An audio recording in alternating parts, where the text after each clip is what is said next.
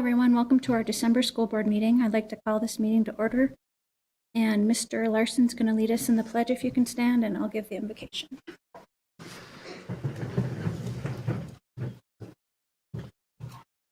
I pledge allegiance to the flag of the United States of America and to the republic for which it stands, one nation, under God, indivisible, with liberty and justice for all.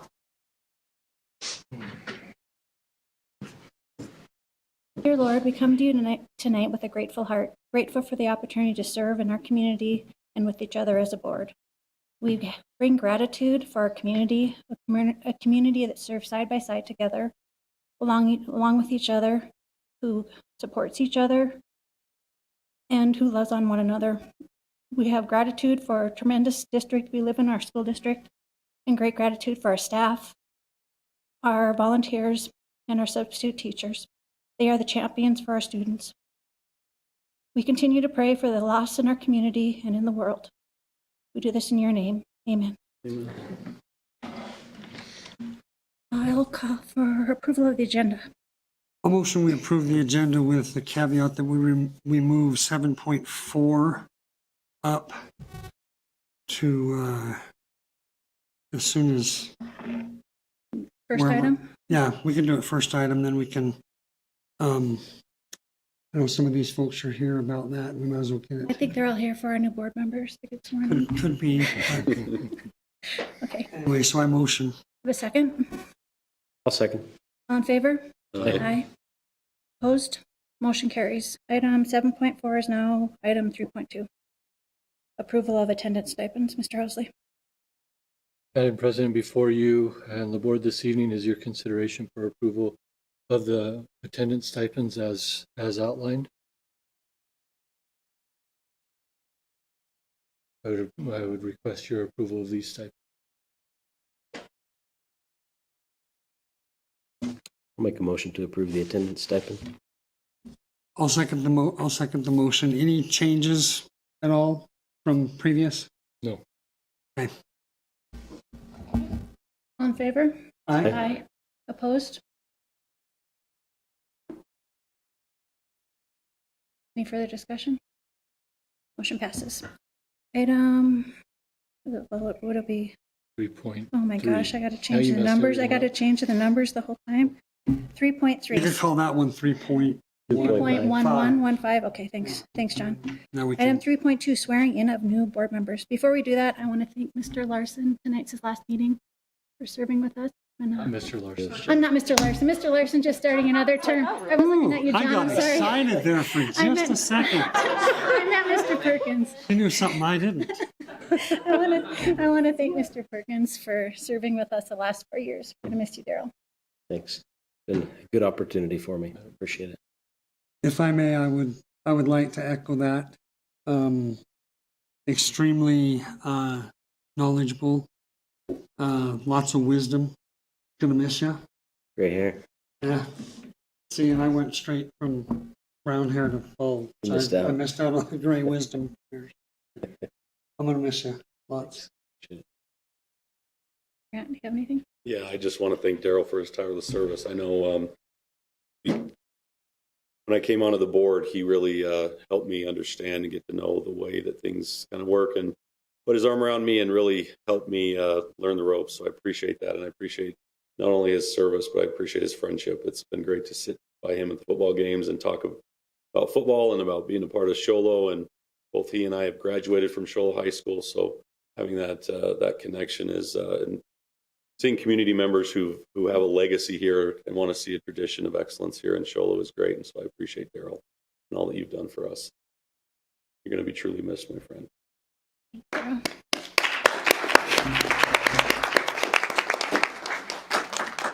Okay, so before we swear in our new members, I want to thank also Marcy Judd. We had 4 people run for 3 positions, which was pretty exciting. Our state right now, I think every county has vacancies, don't they? So we've been really fortunate to have new board members coming on and people that are willing to serve. Both Brant and I have terms ending in December. If anyone's interested in running, well, I'm just saying, contact Jalen at the county. Just throwing it out there. So, John, everyone will come down and I get to swear you in.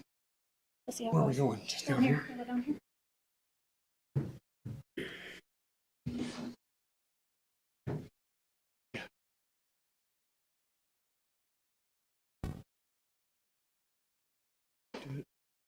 Where would you like? You guys want to be? They can see you. I'll repeat it and you guys can repeat it. I, Stacy Anderson, in the state of Arizona, county of Navajo County, and then I, your names? Do solemnly swear that I will support the Constitution of the United States and the Constitution and laws of the state of Arizona. Do it together. Do solemnly swear that I will support the Constitution of the United States and the Constitution and laws of the state of Arizona, that I will bear true faith and allegiance to do the same, and defend them against enemies, foreign and domestic, and that I will faithfully and impartially discharge the duties of trustee, will faithfully and impartially discharge the duties of trustee for, according to the best, Shola Unified School District,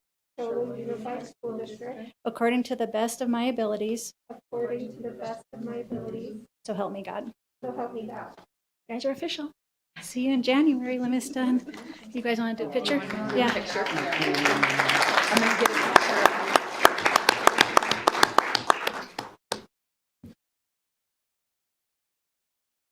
1, 2, 3.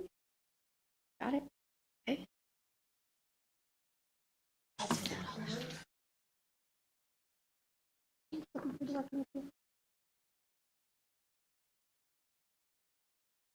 And Kelly and Lemista will assume their seats on the board in January as the fiscal year or as the calendar year rolls over. And welcome to the board. Congratulations on your election. We look forward to serving with you.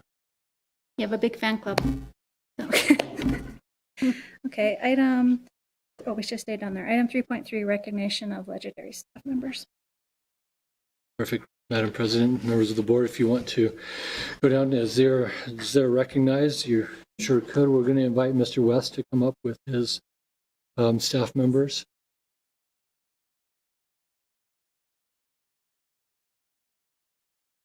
All three of the members of the grounds crew.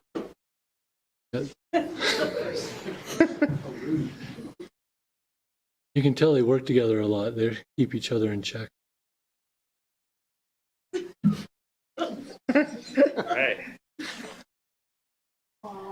All right. So, Madam President, members of the board, I'd like to present to you our Shola grounds crew. This is Lyle Murrow, Devin Tafoya, and Matt Jones. This year, our grounds crew is brand new. We replaced the entire crew this year in July.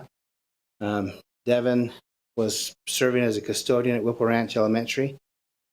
I had the pleasure of interviewing him when he got that job, and he wanted a job in maintenance. But we obviously didn't have one. We had a custodian position available. But he, as a custodian, always stepped up and did his responsibilities. He did extra things.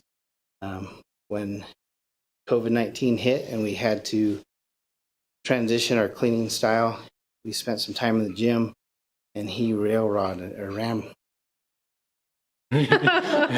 So, Yeah, he made sure it got done appropriately. He came up with some different solutions that made the gym sparkle for the first time in a long, long time. And then when the positions came open for the groundskeeper, he applied for that, interviewed, and all three of the gentlemen went through that same process.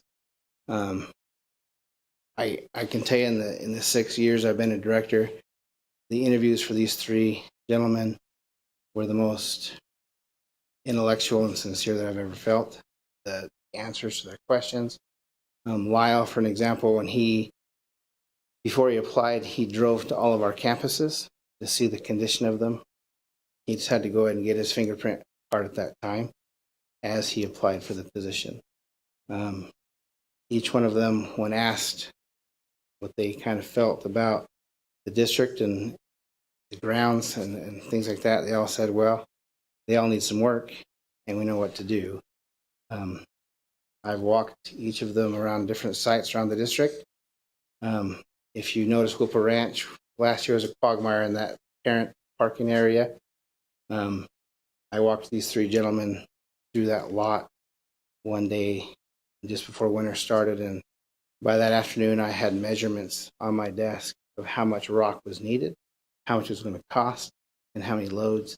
And now if you've seen it today, it's been corrected so that when parents come to park, there's no longer a mud bath. They actually have a foundation to park on. They went out to Linden, did the same thing. They've prioritized all of their work. I call them the three amigos because typically they're always together. They know what needs to be done in our district, and they accomplish it. I can't ask for a better grounds crew than what we have right now. They were offered, we had the opportunity, we were supposed to get a brand new lawnmower this year, but obviously that changed. And when I came to them with that issue, they've taken the older stuff that we have that haven't ran for years, they've put it into the shop, they've torn it apart, they've taken pieces off of others to make sure that our equipment runs. They're maintaining their own vehicles, they're maintaining all the lawnmowers.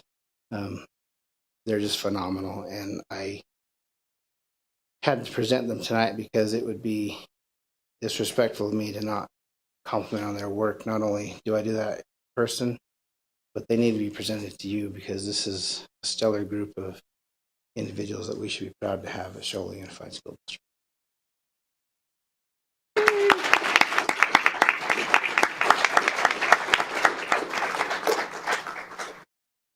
I go over there. Next step, step two. Together? Sure.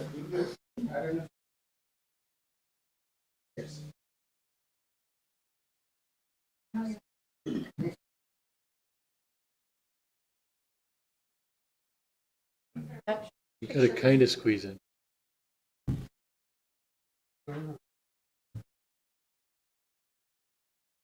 All right. 1, 2, 3. Got it. Thank you.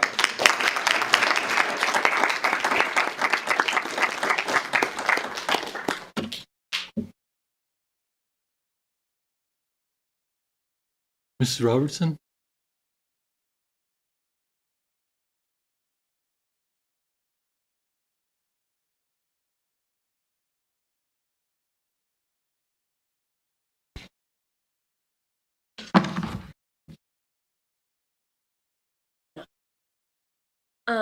I would like to present to our board Laurel Hassler.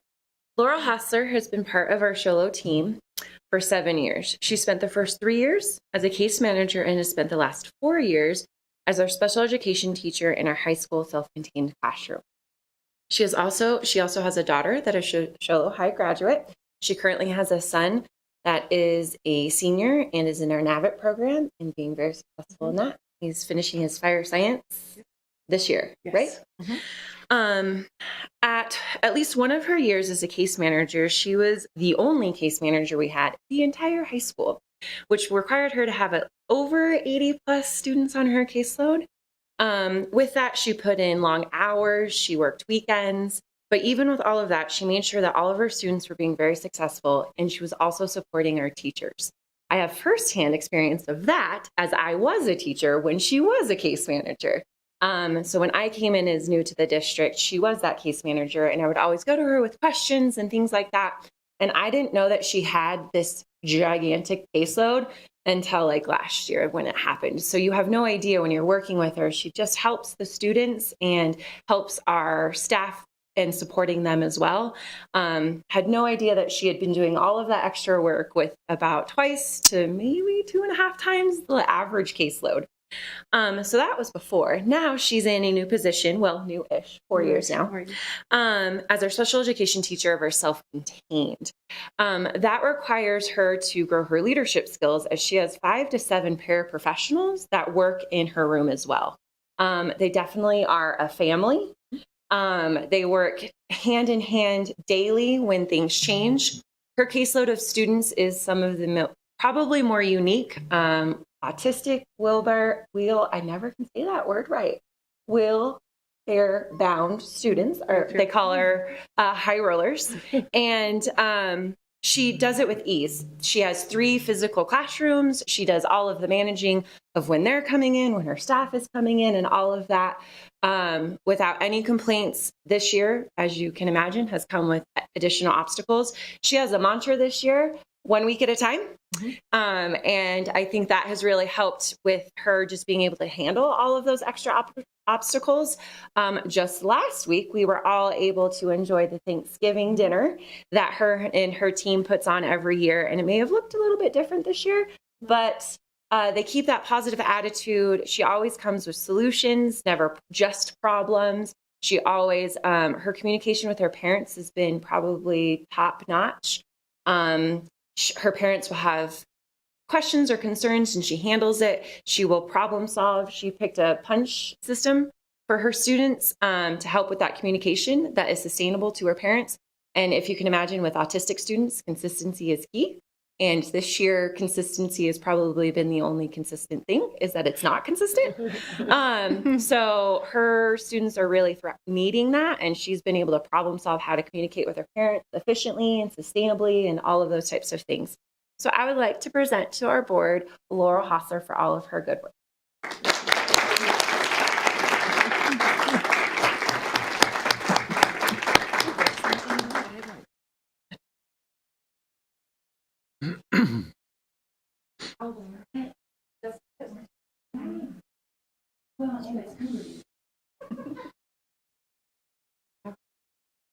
One, two, three. Got it. Hey.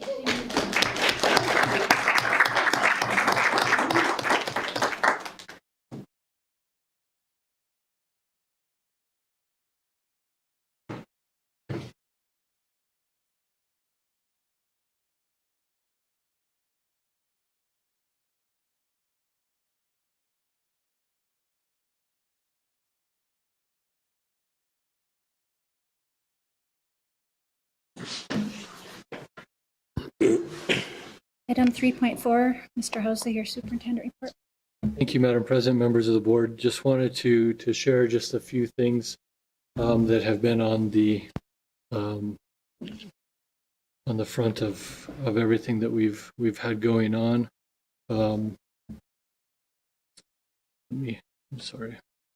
First off, I wanted to take the opportunity to report that we started in November with the Walk in My Shoes initiative. Had a wonderful experience. I can say that I got to spend the day in a music class in Linden with Mrs. Ryder. It was a phenomenal experience. I can't say that I qualify as a highly qualified music teacher, but it was an experience that I'll never forget. It was great. The kids told her the next day everything that I did wrong or did different, which was great. And then I got to spend the day with Mrs. Perez, who's a special ed aide in Linden also. Spent the day with her caseload. I did one week, and then the next I did the next one the next week, and then had lunch with the 2 ladies following the experience and kind of shared some thoughts. What I took away, took a lot of things away. One, it was really exciting. It was fun to be back in the classroom and to share the experience with the kids. Kids are super patient when they know that you don't know what you're doing, especially in music. And they were super helpful.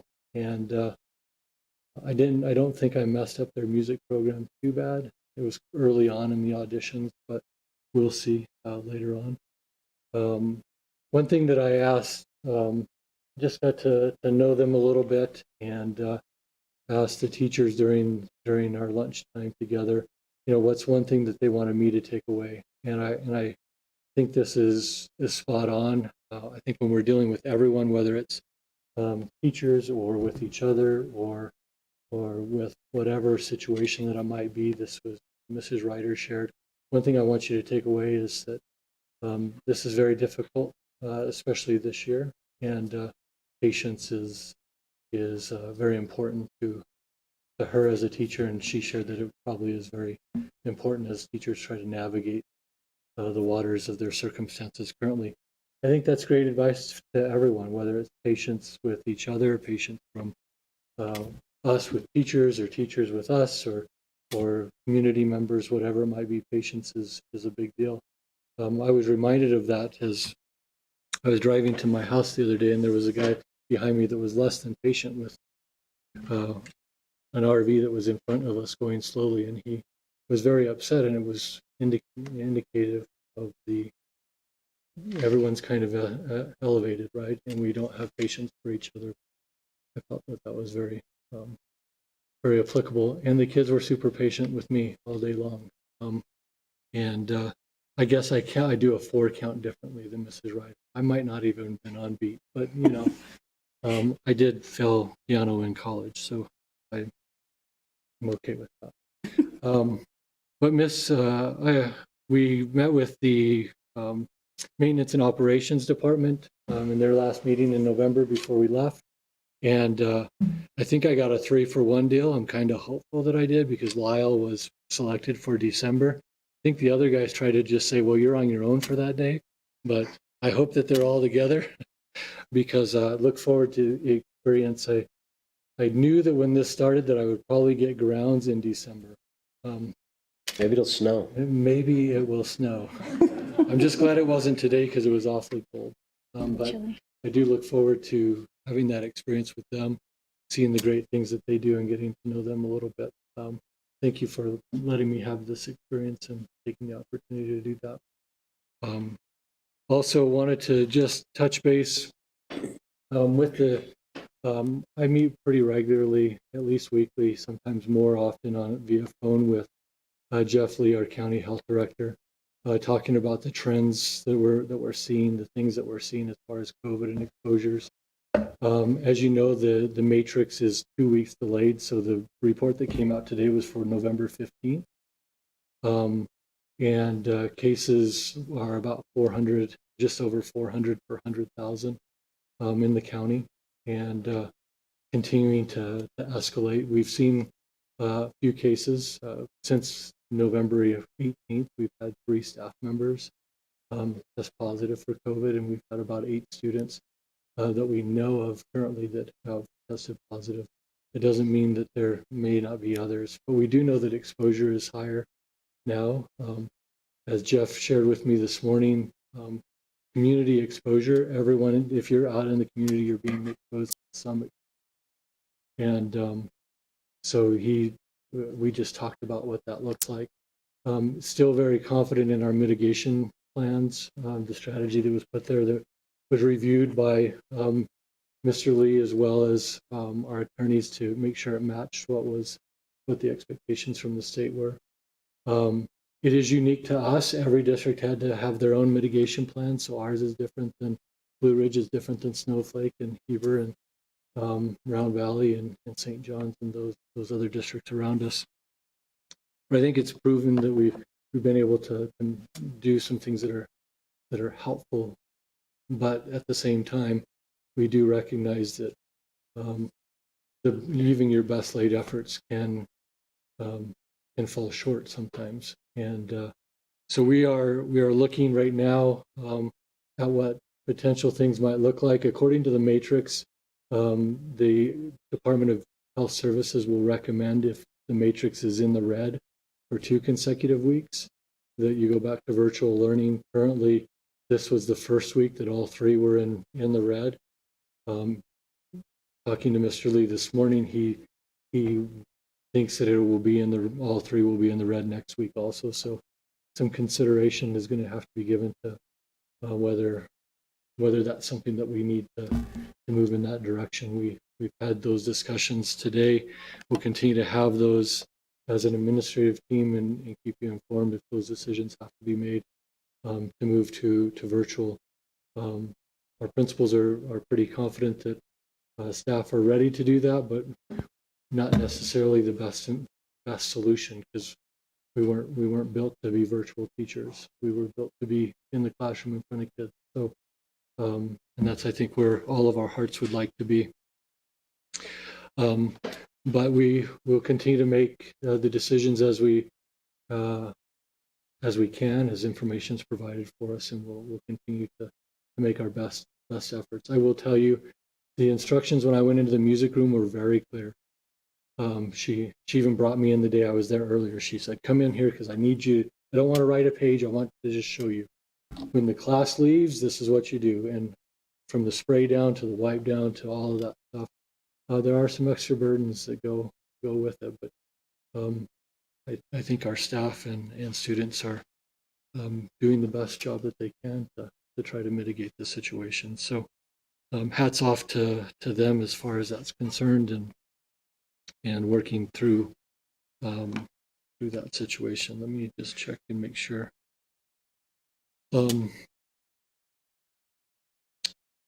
That's all I have this evening, Madam President, members of the board. Thank you, Mr. Hosley. Do you guys have any questions?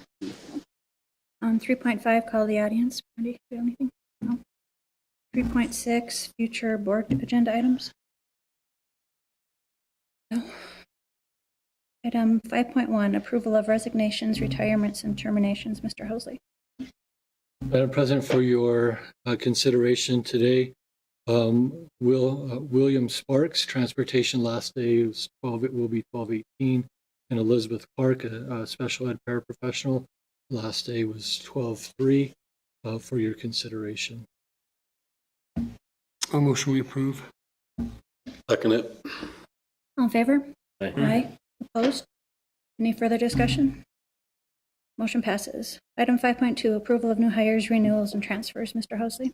Madam President, members of the board, for your consideration, the following individuals: Helen Olson, new hire custodian at the high school; Lisa Gerberry, transfer from child nutrition worker to child nutrition site manager at Whipple Ranch; Jacqueline Tucker, child nutrition worker, transfer from the high school to Whipple Ranch; and then Kalani Gangloff, child nutrition worker, transfer from Whipple Ranch to the high school. For your consideration this evening. A motion to approve new hires, transfers, or renewals and transfers. I'll second it. All in favor? Aye. Opposed? Any further discussion? Motion passes. Item 5.3, approval of stipends, volunteers, and event workers. Mr. Hosley. Madam President, members of the board, for your consideration, we have volunteers and also winter athletics. For your consideration, volunteer and assistants, there's a number of them, so they are located in board docs for review for the public if they desire. Madam President, I have a question about these, if it's appropriate. I'm looking at the stipends, and it seems like, I know that when in the high school, when we hire like a head coach, it seems like there's we post the job on our website and stuff like that. I was wondering what happens when we hire coaches for the junior high. Do we post those on our website, and do we have an interview and an application process, or what's the vetting process for those individuals? Currently, it's been pretty varied, Mr. Clark. So we're reviewing that process. So we have our administrative assistant over HR looking into the process to try to make sure we're consistent all the way through. The intent would be to post those positions for the head coaches, and then to interview those similarly throughout the district. And do we consider like the 8th grade a head coach and the 7th grade a head coach, or do we figure like the 8th grade is the head coach and they oversee the 7th grade, or how does that work? Current practice is 7th grade and 8th grade coaches individually. They're individual head coaches, and then they find their own staff. So how are these individuals? I think there's 4 of them right now. What was the vetting process for those 4 individuals? I would have to defer to the junior high principal for that. Did we Mrs. answer Clark. that? Is junior high athletic director or principal available? Mrs. Clark.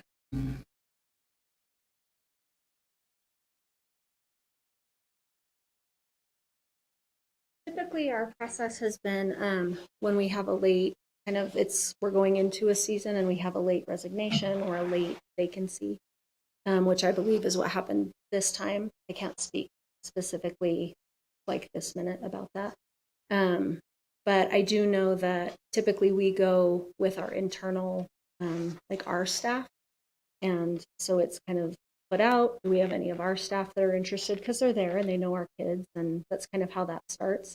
And so I believe the individuals that are for you tonight, I know one specifically that's new, that's how that person was put into that category.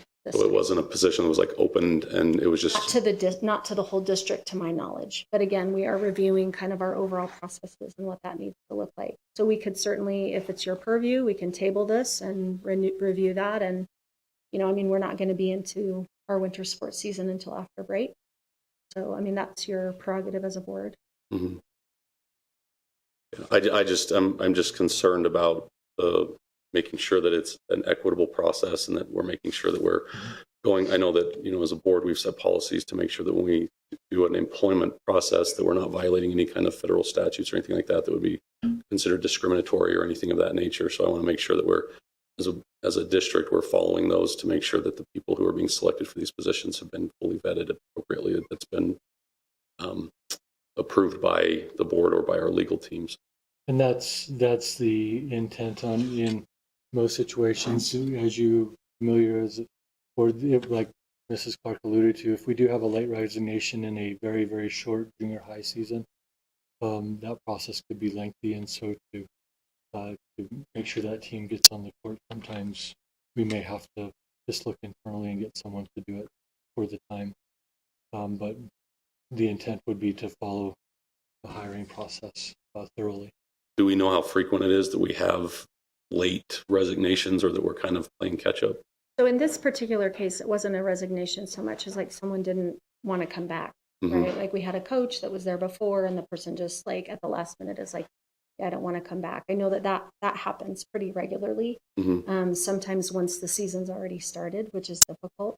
And so that's why it's been our practice. I don't know that that's necessarily policy, but it's been our practice according to what's been done as long as I've worked for the district, that internally we look first in our school and who's available and who's interested. And I mean, it's just kind of been put out that way.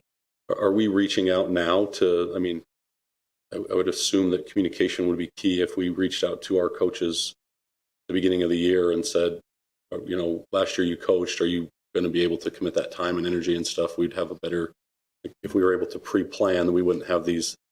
I don't know that lack of planning creates an emergency, but sometimes people have a change in their employment and so they can't continue coaching. They think they can, even if we reached out like at the beginning of the school year and said, hey, we had you down as a coach, we'd love to have you return. Or maybe in their meeting the year prior, their evaluation meeting, do you plan to come back? We'd like to have you. Sometimes they say yes, and then they have a change in their family or something, or they move, or I mean, things like that have happened. And as Mr. Housley said, like the junior high seasons are really short. And so sometimes it catches you off guard. I know last year that happened with one particular season. We started the season thinking we were going to have one set of coaches. Like the week before, they said they couldn't do it because they had some, personal conflicts, and that's totally fine. So we had a staff member that said they would do it, and we got a week into the season, and then that person also had a change. And so we like legitimately had started a season with no coach. So sometimes, I mean, it just happens. I don't know. It's a little bit different than high school. I think some of it is the season's short. The time commitment is pretty extensive. Some of our coaches are here tonight and they can tell you we just came from a game. And it's not a lot of money for what you're asked to do with junior high kids. So some of those things are factors, just speaking. I know that the people that do it are dedicated. They build up our kids. They're helping us, grow kids, and that's what we want. So we're grateful for them and the time and effort they do put into it. So, but we don't have a practice of communicating, kind of like solidifying our coaches at the beginning of the year. Is that something we are going to look into, or? Well, generally speaking, yes. Like it would happen, for example, we're finishing up volleyball season. So what would happen, to my knowledge, our practice has been, hey, you have your evaluation meeting. Thanks for what you did. You're coming back. Yes, great. If that's not the case, then that's not something that I know. But to my knowledge, that's how that's worked out previously. More often than not, when we do see a change, it's not a factor that the individual would have known prior. I very rarely have I seen someone who have had this kind of conversation that then doesn't, that backs out. Most of the time it is because circumstances change, usually employment of some other changes. That's not always the case, but in general, that's what we've seen.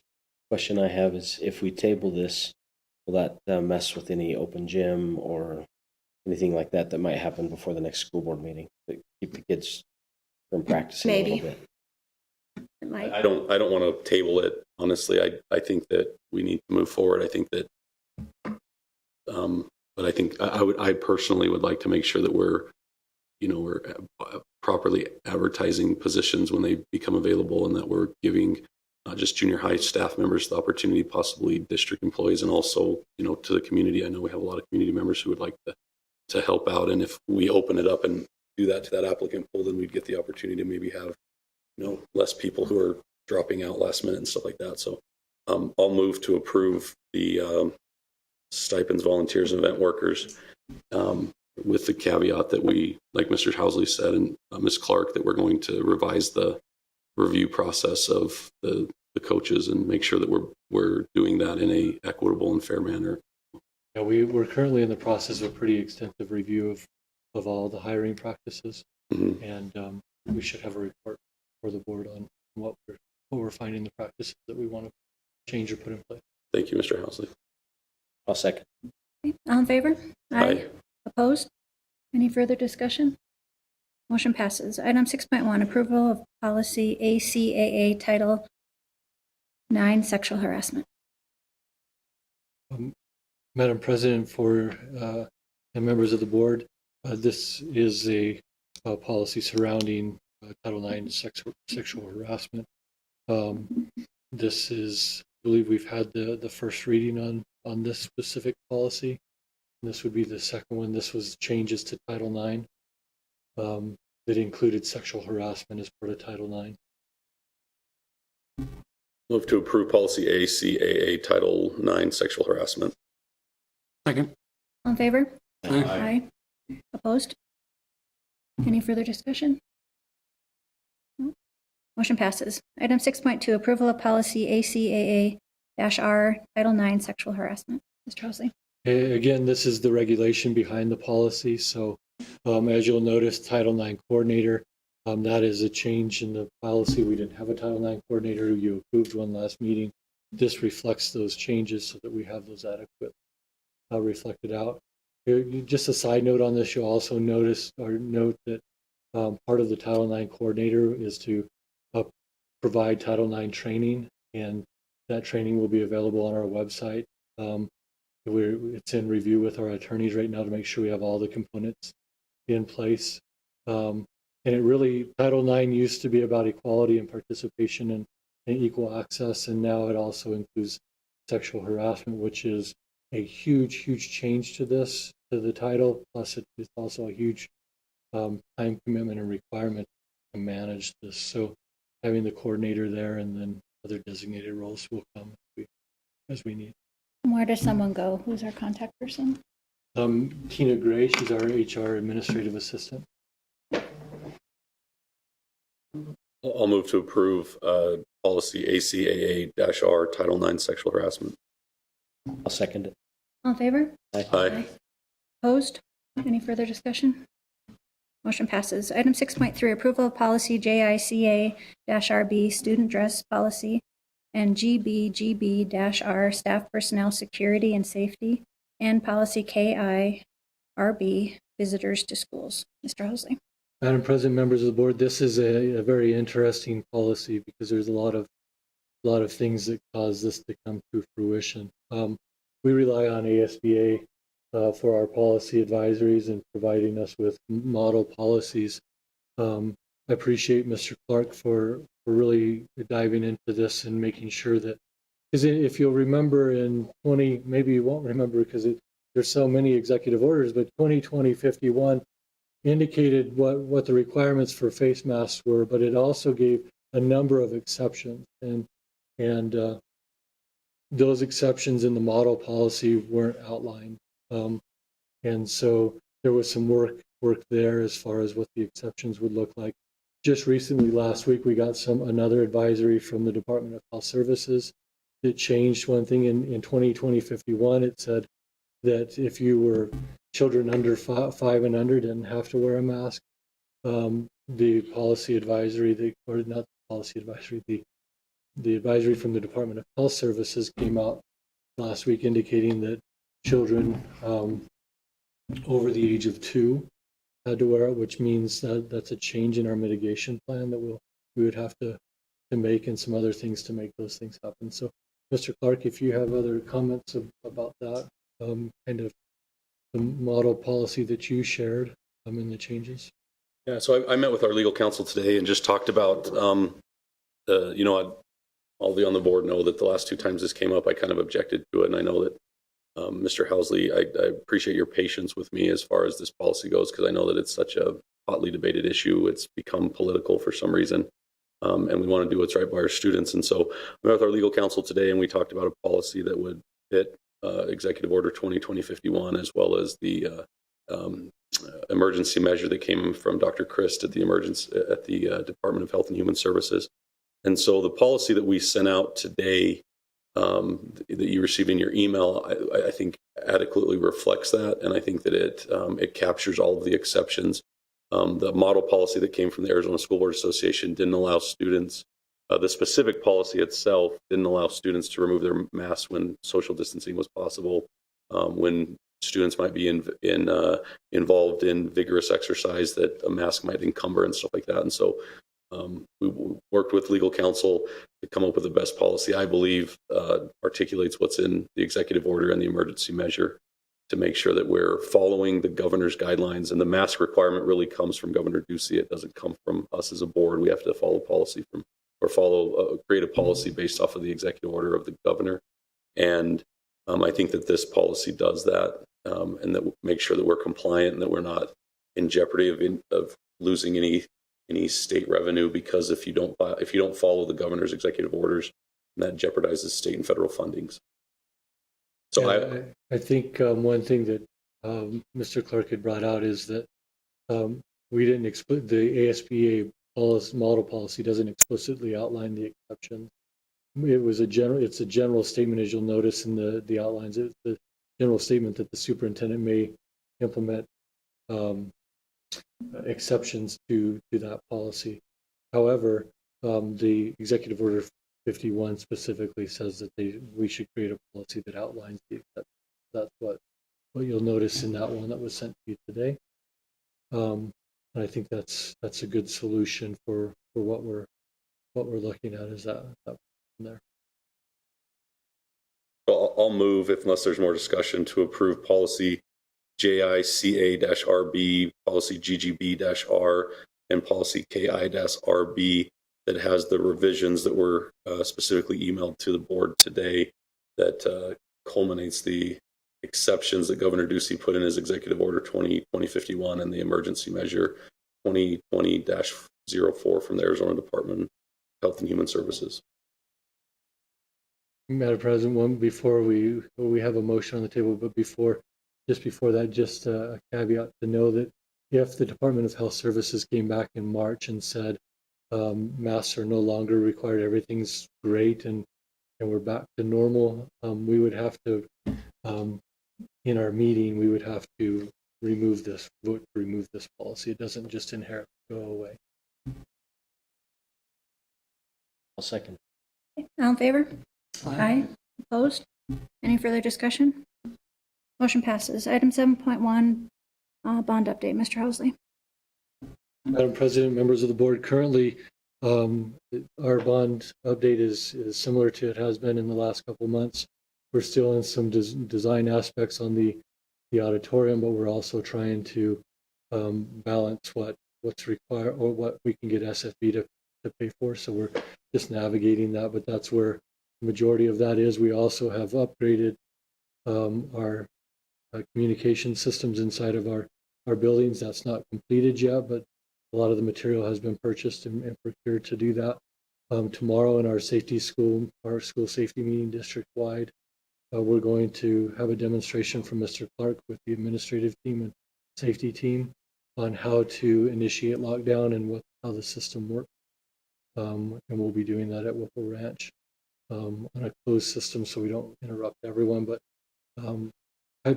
the premise behind it is I should be able to lock down, or anyone should be able to lock down the the district or a site from any location that they have access to their cell phone. So if I was at a conference in Phoenix and a call came in to me that required lockdown, I could do that from my. You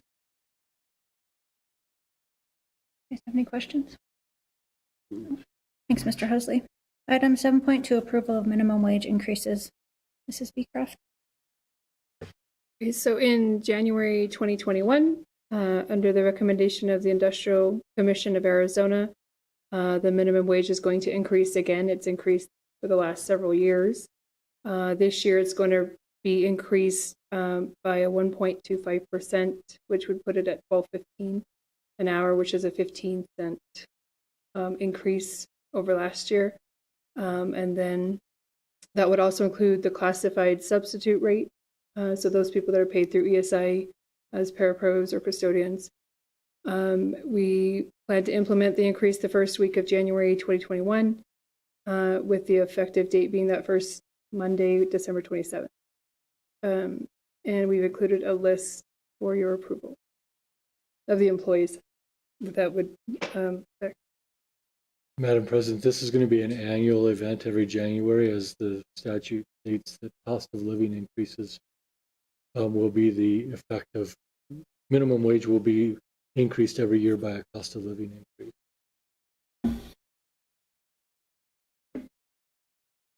Make a motion to approve minimum wage increase. Second it. All in favor? Aye. Opposed? Any further discussion? Motion passes. Item 7.3, approval of revised fiscal year 2021 budget. Mr. Before you guys is a consideration to go ahead and approve the revisal of the 2021 budget. Attached there is a report from ADE called the Budge 25 report. Basically comes out every year after the 40th day.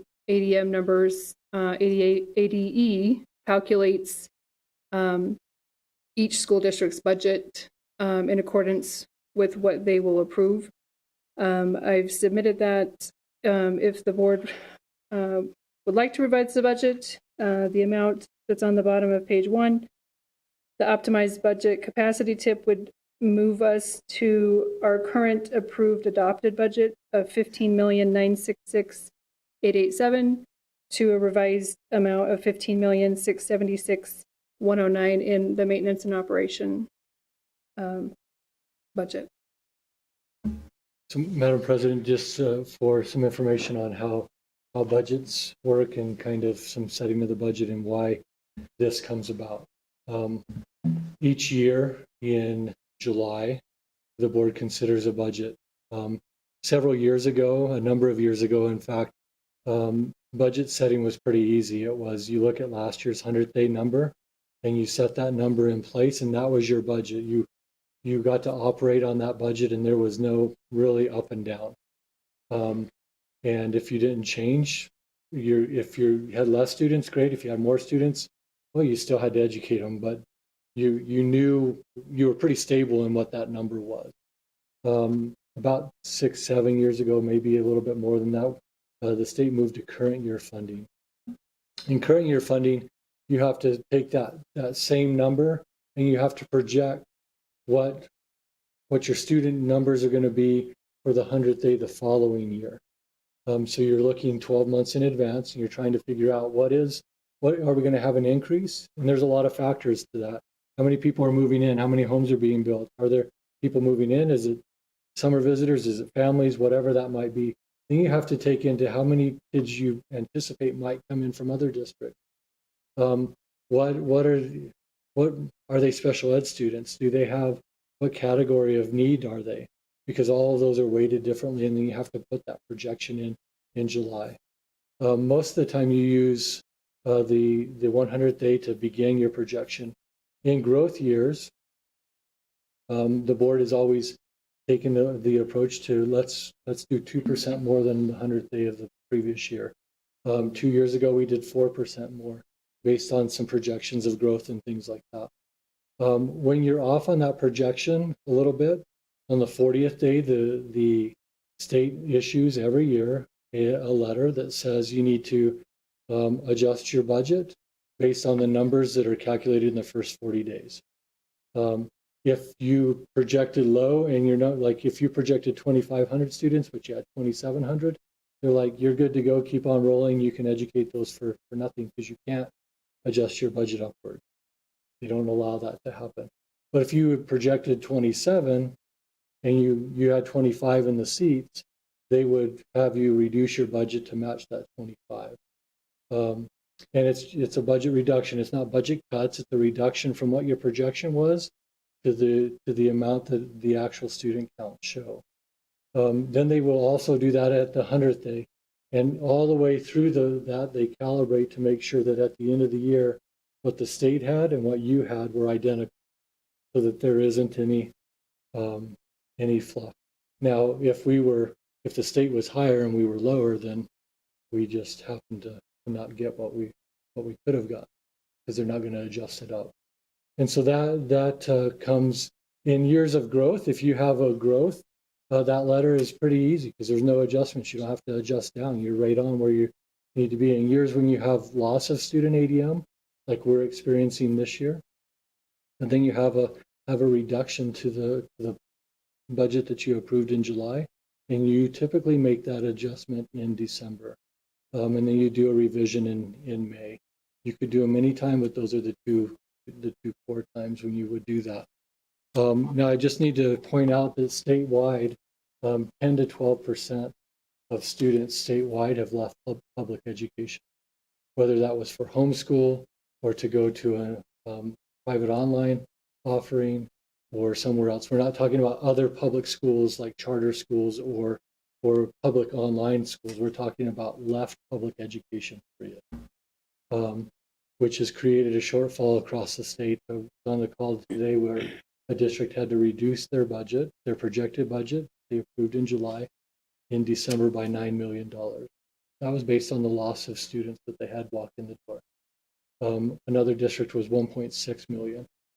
So their projections based on what they thought would come in and what actually came into the seats was significant. And so that you're seeing that across the state. Now, what was supposed to replace that was the enrollment stability grant.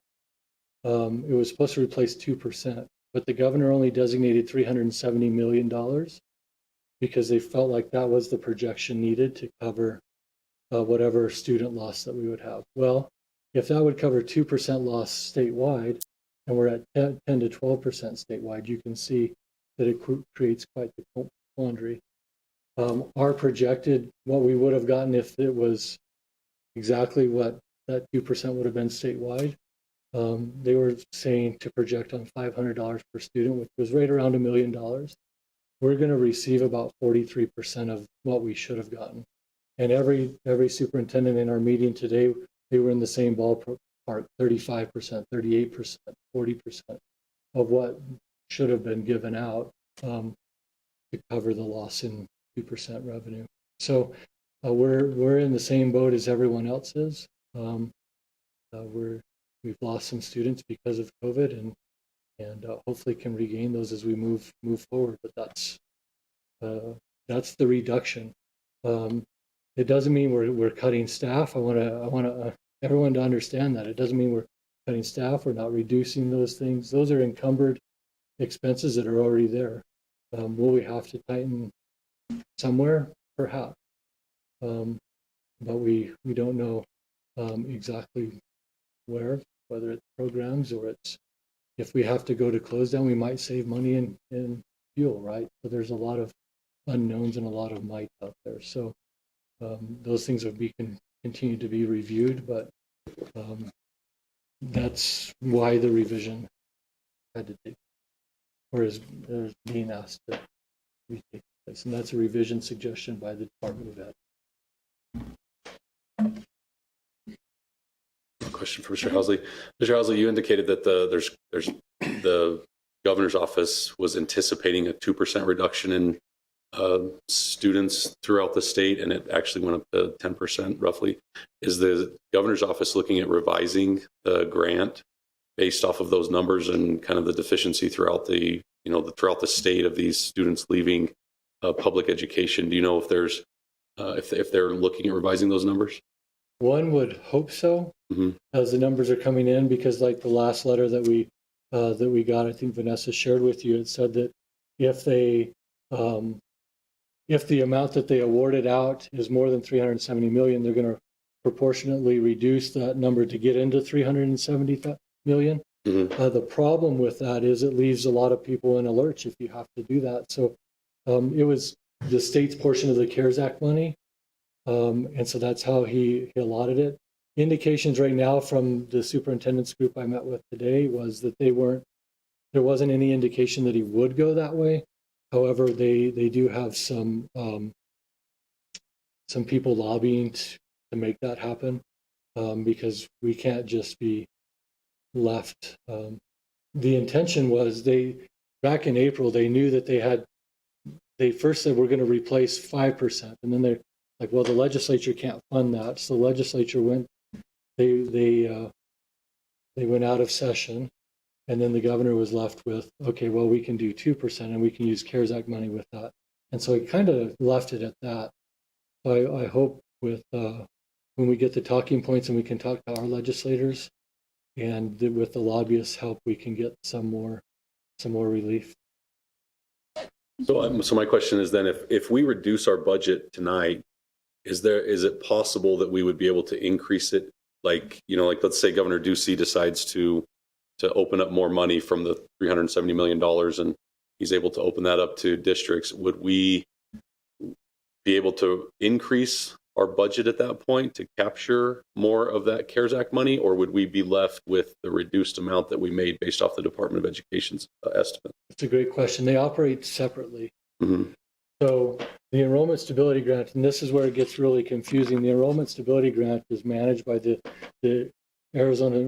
state government, Arizona state government. It's federal dollars administered by them.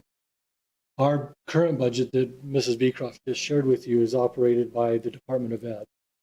And so they're actually housed completely separate, Mm-hmm. and they don't have anything to do with one another. The only similarity between the two is that the state government told the Department of Ed, tell us what your numbers are, and we'll do an allotment based on the numbers that you get, your ADM number. Mm-hmm. It was interesting. I was in one of the webinars with them, and they said, are you basing it on ADM or weighted ADM? And the guy from the state says, I don't know what that means. I just look at the numbers and I'm going to allot the money based on what the figures are. Yeah. So they didn't even know what ADM or weighted ADM, and I don't think they really care about that. They just know what the number is and how they're going to allot it. So they're separate. Yeah. So I don't think it would influence. But another revision could revise the budget back up. It could provide additional money on the outside that would help us bolster our budget. And historically, you indicated earlier in your comments that we're kind of mandated to set average daily attendance, right? And that number cannot fluctuate or be revised, right? That's a number we have to set at every school year. So we base our budget based on that number. Mm-hmm. And then if the number reduces from that, we have to reduce our budget based on the reduction, because they won't pay us any more money than what our student count bears. So that's kind of the ceiling of what we can get. And then if we could still reduce down. So you're saying right now that if we reduce our budget, I think it's by $600,000. Is that right, Ms. Beecroft? Roughly. Roughly about 600,000. If we reduce that down now, and I know Governor Ducey yesterday, he originally came out several weeks ago and gave $25 million to healthcare workers to bolster the staffing at hospitals to make sure that we had adequate nursing and stuff like that. And then a couple weeks later, he put $60 million. So instead of it being 25, it was $85 million, which was a huge increase to help out the healthcare industry.